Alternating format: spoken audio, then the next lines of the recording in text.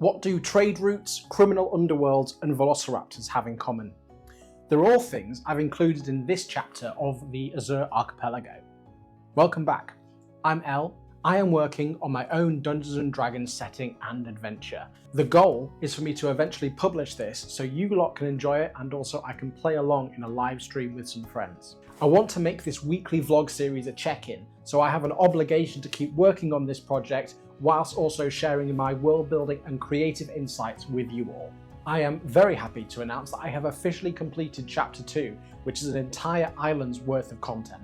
Last week I mainly focused on the introduction of the campaign, formatting it so Dungeon Masters had all the relevant information they need before the game begins. But this week has mainly focused on the second chapter, which is a whole island in itself, all the NPCs and quests that also come along with it.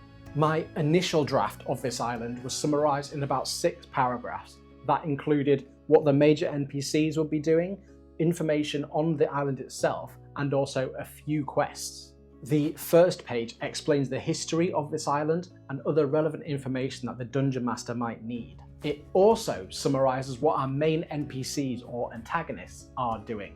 This makes Dungeon Masters feel confident because they are aware of the narrative flow and also all the history and information that a player might ask.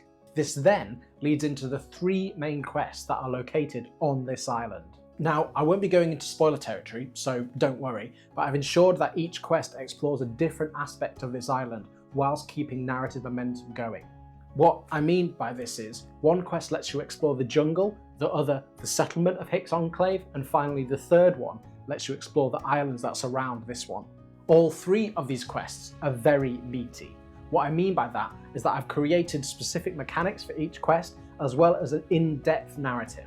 I've felt the necessity to create 5 or 6 more core NPCs for these quests. They're not just antagonists, they're people that inhabit this world as well as the consequences and the situations in them.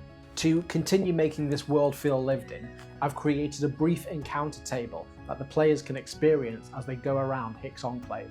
The hope is this breaks up the momentum of the session. They may become distracted by something that isn't a core quest.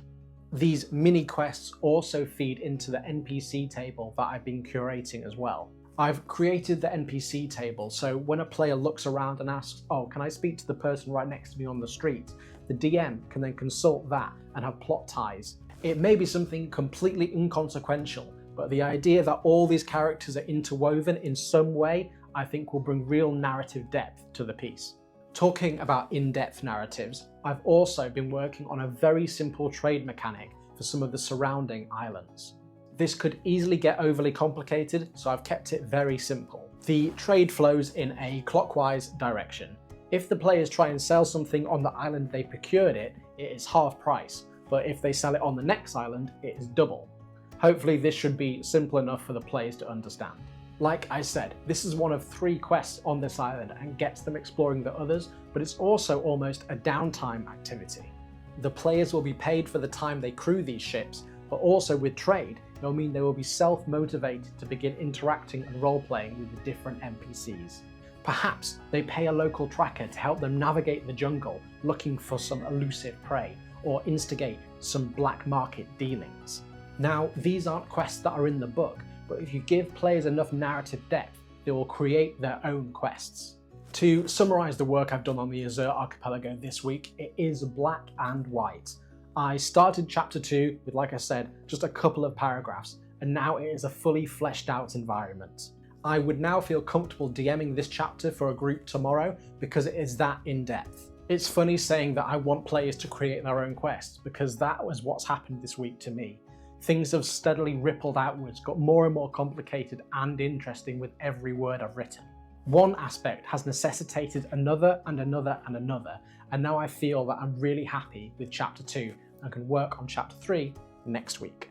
I really hope you're enjoying watching me slowly create this adventure. It's a journey for me just as much as it is a journey for you. With that, if you've enjoyed this video and want to help me on my journey, I would really appreciate a like, and if you've watched a few of my videos, why not just subscribe? Finally, this playlist features Dungeons and Dragons and world building advice, whilst this is a cinematic short that I think you might enjoy. I'll see you next time. Thank you so much for watching.